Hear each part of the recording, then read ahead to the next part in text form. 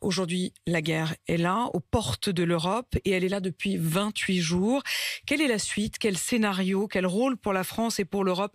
Et quelles menaces? Voilà toutes les questions que je vais vous poser. Je voudrais qu'on commence par s'intéresser à ce qui va se passer cet après-midi. Volodymyr Zelensky, le président ukrainien, va s'adresser directement aux députés français cet après-midi.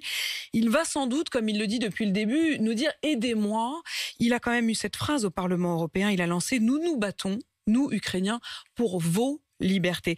Est-ce qu'on va pouvoir continuer encore à lui répondre « oui, mais ». C'est un message très fort, effectivement, qu'il adresse depuis maintenant plusieurs semaines. Et on ne peut pas dire que nous n'avons rien fait jusqu'à maintenant. On a mobilisé nos capacités de livraison d'armes, on a multiplié nos efforts en matière de sanctions, nous soutenons la recherche d'une solution diplomatique très vivement, mais nous pouvons faire plus. Et de ce point de vue-là, ce message doit être entendu.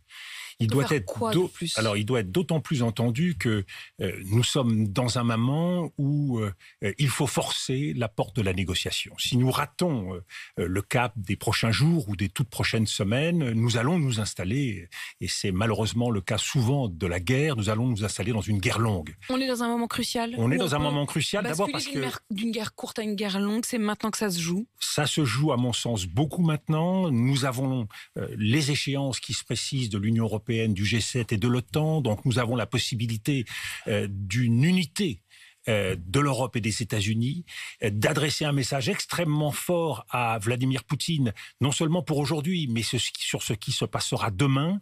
Ce message, nous devons l'adresser également aux grands pays concernés, je pense en particulier à la Chine et aux pays du Sud.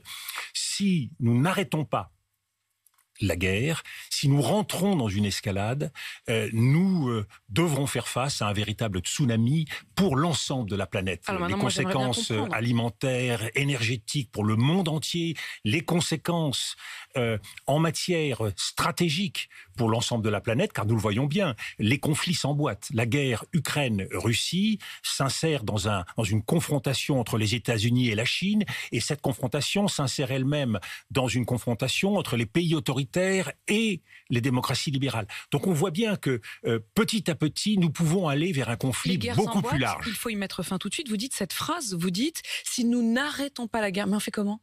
Alors justement, il faut en même temps durcir les sanctions, préciser les messages que nous adressons à Vladimir Poutine et parallèlement, montrer qu'il y a la possibilité, par la négociation, de répondre aux demandes des uns et des autres.